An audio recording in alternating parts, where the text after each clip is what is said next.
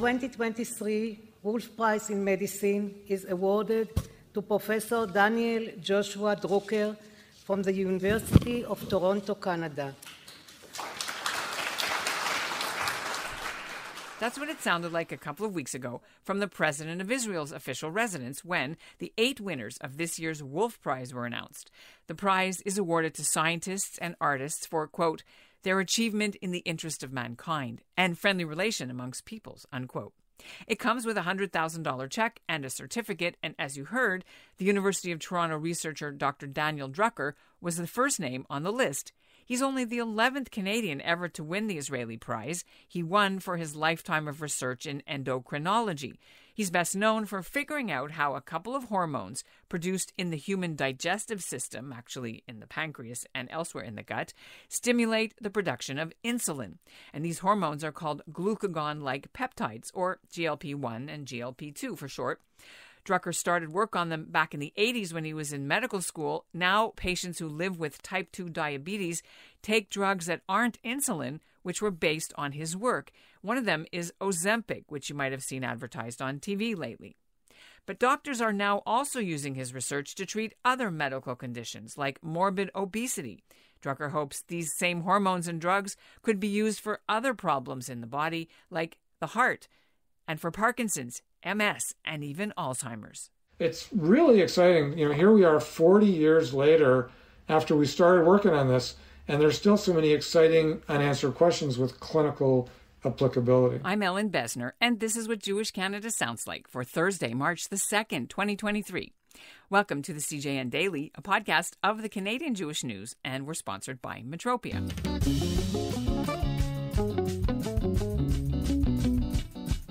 Professor Drucker wasn't even planning to research diabetes when he started his medical studies back in the 1970s at the U of T. But when he got to Harvard after stints at Johns Hopkins, his supervisor told him they didn't need any more researchers on thyroid problems, and Drucker should see what he could do about hormones. So he did. He honed his research using the venom from a large poisonous American lizard called the Gila monster, which he had sent to his lab from a zoo in Utah.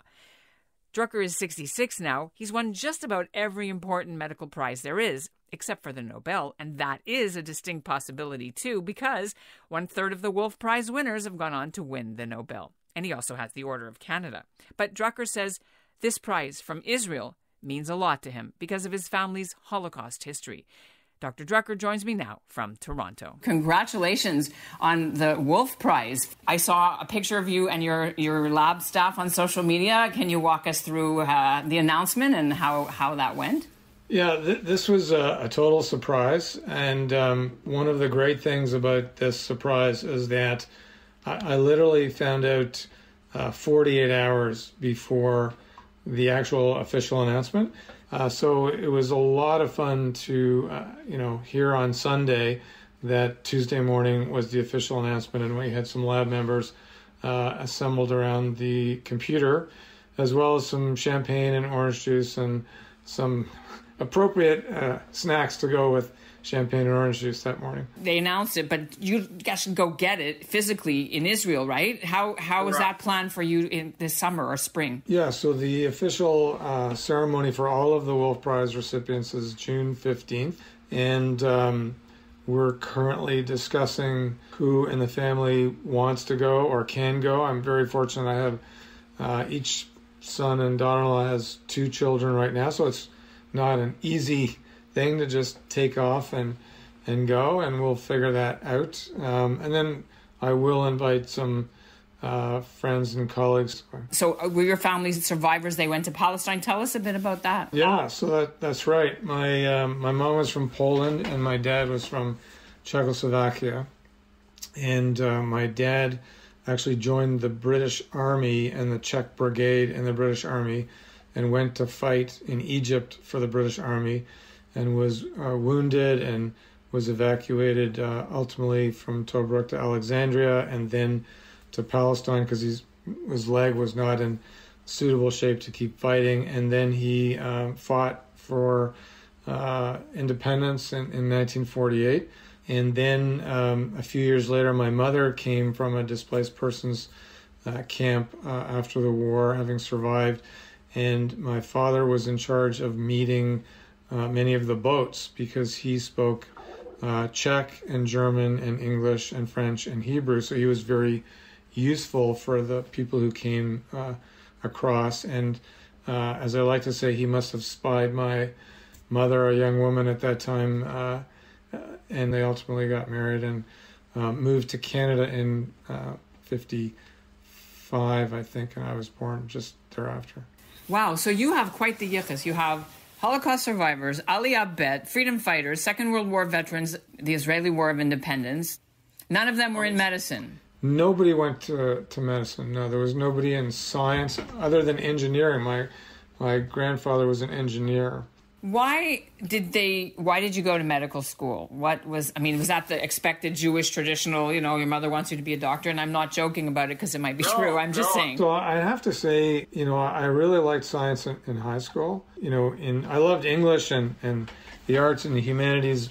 But I guess I was insecure, and I would write an essay in English, and sometimes I would get a 65 and sometimes I would get an 85. And I would ask the teacher, well, why didn't you like the essay that got the 65? And the teacher said I really didn't understand what the author was thinking when he or she wrote that passage. And the 16-year-old me would say, well, to myself, how do you know what the author was thinking when he or she? But science, in chemistry and physics, biology, there were principles and laws and theorems, and it was very black and white. And maybe because I was insecure, I just enjoyed the security of the sciences and was able to achieve to a more consistent extent. And then I said, well, what can I do with this scientific knowledge? And I looked around and I said, well, medicine seems to be a cool thing. I didn't know any scientists. I knew doctors. And I just applied to medical school, basically on my own with a bunch of friends. Back to what you've been working on lately. For years, your drugs have been used by manufacturers. Can I ask what you get out of it? And this is maybe none of my business, but do you get royalties for everything that they produce based on your discoveries? Yeah, so that's a good question. So let's take GLP-1, which is the generic name for the peptide, but the drugs are familiar to people as Ozempic or semaglutide or Mounjaro, etc. So these discoveries were made around 1985, 86. So there were patents filed at the time.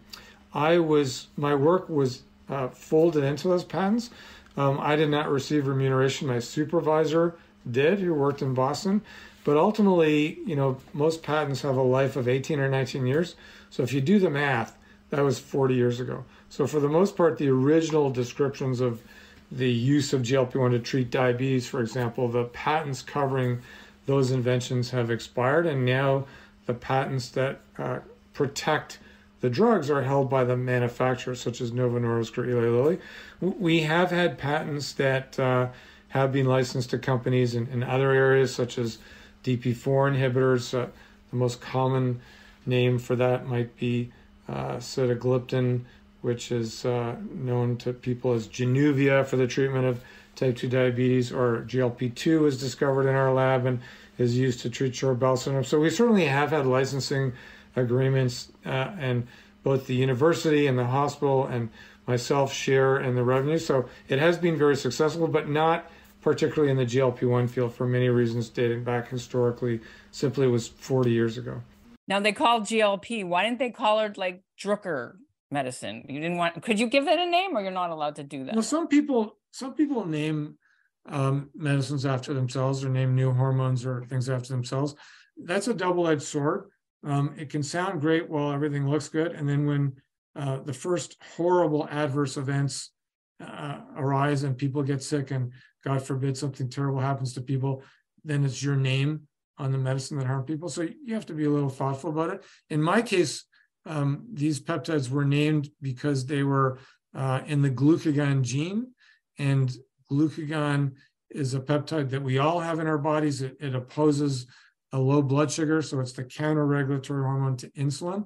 And these new peptides were just adjacent to glucagon in the gene, so they were called glucagon-like peptides. Maybe not, the most catchy name, but that's what they were called.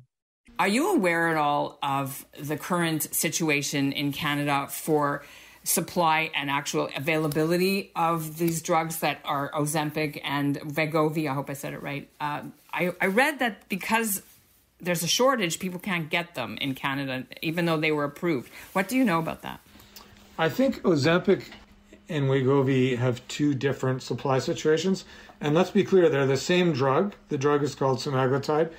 The doses for diabetes are lower, and those are the doses marketed as Ozempic. The same drug is used at a higher dose to treat people with obesity, and that drug is called Wegovy. Wegovy is approved in Canada, but the supply internationally is not sufficient to support regular use of Wegovy in Canada. So although it's approved, it's not available. So there was a manufacturing problem in the United States for most of 2022. Only certain doses of Wegovy were available. That supply situation has now been fixed. So as far as I'm aware, Wegovy is becoming much more available in the United States for people with obesity. I'm hopeful it will be available in many other countries, including Canada, but one would have to ask the manufacturer about the timelines. The Canadian Diabetes Association's website talks about their concerns that across Canada, the coverage for these medications that your inventions resulted in is uneven for people, and also for diabetes-related paraphernalia, let's say equipment. In the news this week, we saw that another board member of the advisory body resigned, a colleague of yours, I assume, because they're saying that the big pharma is pushing them not to cut the price of drugs, and the federal government's dragging its heels on making drugs more affordable for Canadians. I think what we really saw crystallized for Canadians was our need for new medicines during COVID-19. And so for years, it was convenient to sort of squeeze the manufacturers of new drugs and minimize our reimbursement and downplay the need to have access to new medications in a timely manner. And all of a sudden we had the greatest biomedical emergency of our lifetime. And where are the drug manufacturers going to allocate their supply if supply is limited? Well, you can, figure this out pretty quickly. And all of a sudden, our sort of more rigid policeman-like attitude towards the pharmaceutical industry melted away because we needed access to these life-saving medicines. And I'm not a party to the discussions in Ottawa, but I suspect, this awareness of the importance of having access to new medicines, and sometimes you have to pay the price if you want access to life-saving innovation. I suspect that has somehow influence the thinking of people who make these decisions. I was going to say that's a whole other interview besides that, is drug pricing. Yeah. But in terms of what the Wolf Prize rewarded you for, it was your invention of the, or discovery of the peptides and the gut hormones instead of using insulin. Is your hope that in the near future, I'm not sure how many years, people for type 2 diabetes won't need to use insulin at all, ever, and that it'll just be synthetic other things? Sure. So, we just celebrated the 100th anniversary of insulin last year during the pandemic. And, insulin is life-saving for type 1 diabetes. And we have tremendous research ongoing to try and replace the insulin-producing cells while protecting those cells from destruction. So our great hope for type 1 is that we will replace insulin delivery either through pumps or injections with these transplanted cells that will deliver insulin 24 hours a day as needed. For type 2, I think we are going to see less and less use of insulin because of medicines that are GLP-1 based. It's just easy to use. We have weekly forms now. We have monthly forms coming. You don't need to check your blood sugar while you're on these medicines. You don't need to worry about a low blood sugar. Your control of your body weight is simultaneously helped. So I think, insulin is a challenging medicine to use whether or not you have type 1 or type 2 diabetes. And certainly for type 2, I think worldwide sales of insulin will gradually go down as GLP-1 medicines become more widely available. Let's talk about the Ozempic. You've been on the news a lot about Ozempic and some of the other drugs, but you've been cautionary. You're saying we don't know enough. We only have 2 years of data so far, but it can revolutionize and has. Tell us a bit about how that impact, how do you feel about that impact? So let me expand the concept. Ozempic or semaglutide is a GLP-1 based medicine. And GLP-1 medicines have been approved to treat type 2 diabetes for almost 18 years. So April 28th, 2005. So in the context of using this class of medicines, we have tens of millions of lives of people who have used these medicines. And we have large cardiovascular outcome studies looking at the safety of these medicines in people with type 2 diabetes. And you know what? They reduce heart attacks, strokes, and death.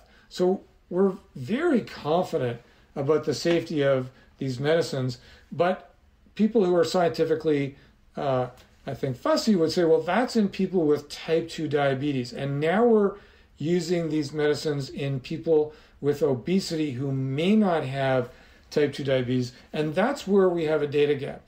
Now, the majority of people with type 2 diabetes who were studied in those outcome trials also were living with overweight or obesity, probably 2/3 to 3/4 of them, if not more. But we will have the first safety trial in people with obesity report this summer. So we will know very soon whether or not these medicines are either safe and hopefully not only safe but beneficial for people living with obesity. So stay tuned for that this summer. And you're talking about just for obesity, but I know that there's been some talk of testing these drugs for other serious diseases like Alzheimer's and Parkinson's.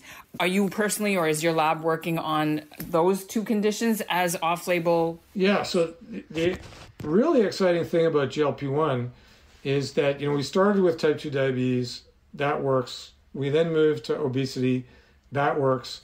And now we have phase 3 trials for people with metabolic liver disease, people with heart failure, people with peripheral arterial disease, and as you mentioned, people with Alzheimer's disease. So we are studying those conditions in the lab, trying to figure out how does GLP-1 produce its benefit, where are the receptors that activate the beneficial circuits. What was the name of the Gila monster that started this? Did you give it a name all these years ago when you got the venom from it? We didn't give it a pet name. So the Gila monster has a scientific name, which is Heloderma suspectum. And it has in its venom a GLP-1-like peptide. Why it does that, there are many theories we can talk about, but that ended up being the first GLP-1 medicine approved for the treatment of type 2 diabetes, and it's known as exenatide or Byetta, and it's still used today. So it's a fascinating story. We actually imported one from the Utah Zoo to study it in my lab. It is a poisonous lizard, so if it bites you, you die. So we had the lizard expert from the Royal Ontario Museum handle the lizard while in my lab, and we all stood back, 4 or 5 feet watching this person do what he needed to do. But yeah, it's a great example. We know that reptiles, snakes, lizards have many bioactive substances in their venom. Frogs, if they kiss sleeping princess, the princess wakes up, etc. So this is a known thing for reptiles and members of this animal kingdom. And it's an amazing story that the first GLP-1 medicine came from the salivary gland of a poisonous lizard. How long did it live while you had it? After you finished taking the venom, what happened to it? So the animal was euthanized thereafter because we don't have the appropriate facilities to look after lizards in an appropriate manner.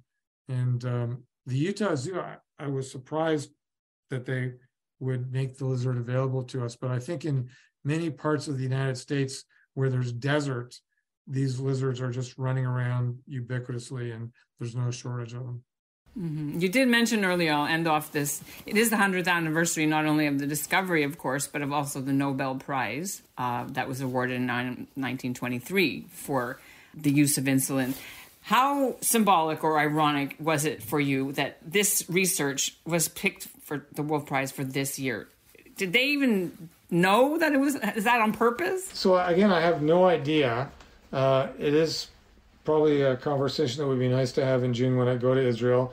When really these prize deliberation committees are very confidential, and most of the time you don't get a sense of what the deliberations were, and did somebody on the committee have a relative who benefited from one of the medicines in a substantial way, and that became a compelling point of discussion. So I have no idea. And one is always very fortunate to be recognized among the dozens of amazing discoveries that are always up for nomination. And, maybe I'll find out one day, maybe I won't. Is there anything in your faith or in your background that, coming from where you do, that this prize means something to you because it's from Israel? I would say 1,000%. So, my parents met in Israel. I would not be here talking to you today, let alone alive, if it wasn't for Israel. We have a very strong connection to Israel for all of these reasons. My grandparents went from Europe to Israel, the ones that survived. We would go to Israel, as I said, almost every year or two to visit the family. So I have a very strong emotional connection, like many people with similar stories to mine do. So it is special, 100%. It's very special. And that's what Jewish Canada sounds like for this episode and this week of the CJN Daily. We're sponsored by Metropia, Integrity, Community, Quality, and Customer Care. Today's listener shout-out goes to Bluma and Jack Goldberg. The CJN Daily is produced by Zachary Kaufman. Our executive producer is Michael Freeman. Our music is by Dov Beck-Levine, and he's got a new album coming out, which you'll hear more about in another show. If you like what we do, why not tell a friend to listen and subscribe? It's free, and they can get it on their phones or iPads or by email if they sign up for free to our CJN newsletters. You can also support our work and get a tax receipt for your donation. New donors will be guaranteed to get our brand new Passover magazine. It's coming off the presses very soon. The link to how to donate is all in our show notes. Talk to you Monday for Purim, when we profile 2 ex-Montrealers who are now turning their love story into batches of kosher hamantaschen and more on Vancouver Island.